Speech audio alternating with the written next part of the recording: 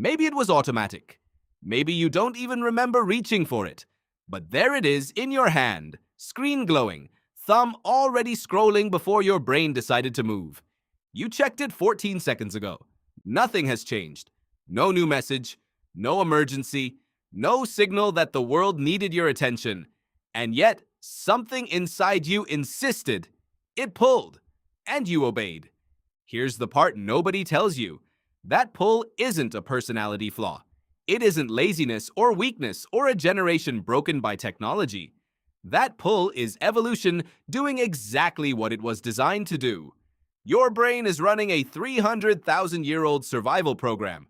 Your phone just happens to be the most perfect trigger ever built for it. Cast your mind back, not years, not decades, millions of years.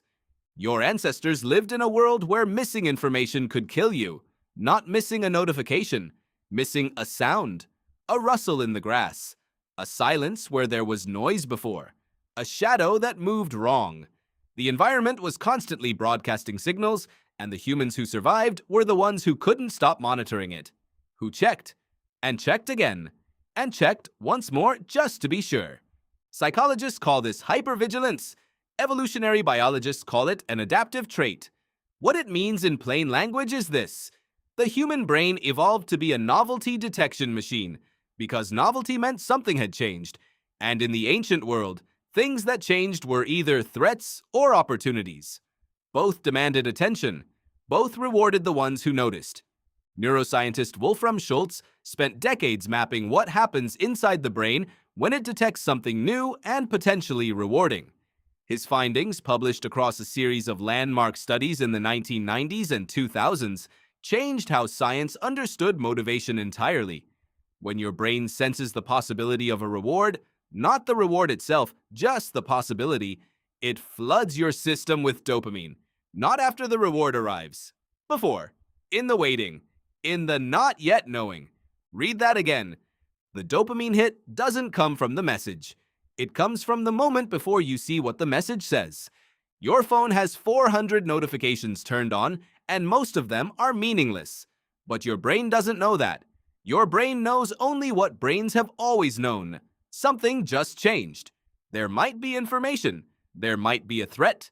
There might be an opportunity. Check. So you check. And this is where your phone becomes something prehistoric brains never had to contend with. A variable reward machine. Not a consistent one.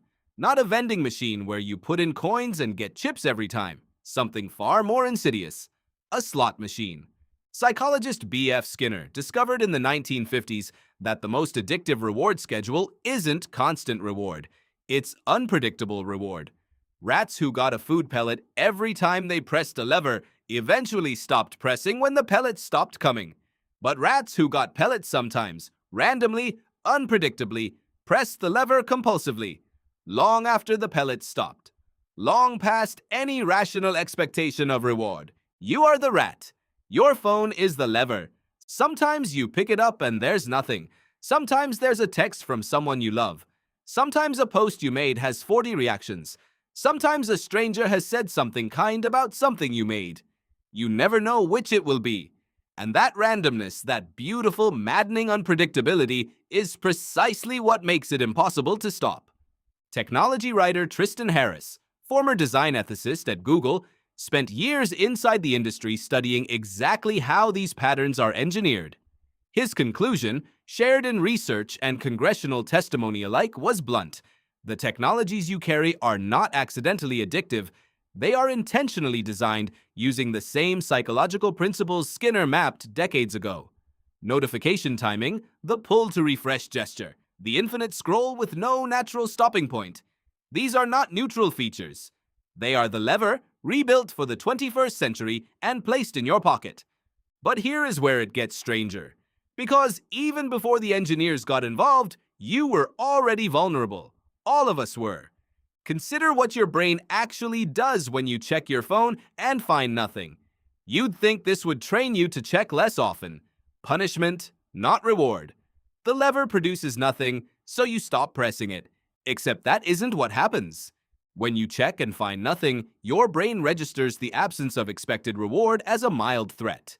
The survival system that evolved to keep you alive interprets an empty signal as a warning to check again, sooner, with more urgency. You check more, not less. The system designed to protect you from being ambushed by a predator now interprets an empty inbox as incomplete information. Something might be out there. You didn't get the full picture. Check again. And so the cycle tightens.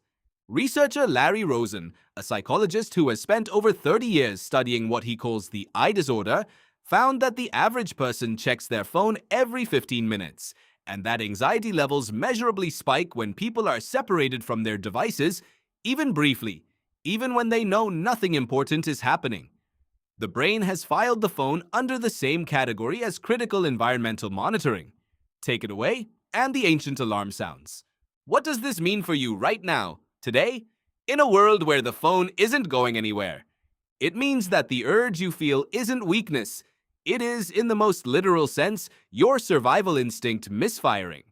The same hardware that kept your ancestors alive on the open savanna, the same reward circuitry that made Homo sapiens the most adaptively successful species on the planet, has been captured by something it was never built to evaluate. Your brain cannot tell the difference between a text message and a lion. Both are signals from the environment, both trigger monitoring behavior, and the system that evolved for lions is catastrophically poor at handling the volume, the randomness, and the engineered unpredictability of a smartphone notification feed. This is not a reason to give up. It is a reason to understand what you're actually dealing with. Because when you know the mechanism, you can work with your brain instead of against it. The research suggests that creating structured checking times, not restricting information but scheduling it, can reduce anxiety while still satisfying the brain's need to monitor. It works because the brain doesn't need constant access. It needs the sense that monitoring is happening. Scheduled checks give it that.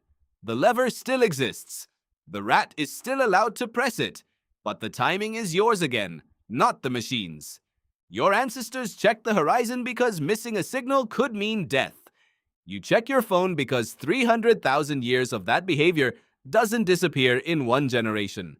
Tonight, when you reach for it without thinking, you will know exactly what is happening inside you. A brain built for the savannah, scanning an environment it was never designed to navigate, looking for the signal that tells it the world is safe. The mechanism is ancient, the trigger is new, and the pull, that insistent, automatic, almost invisible pull, is as human as hunger. You picked it up again. Now you know why.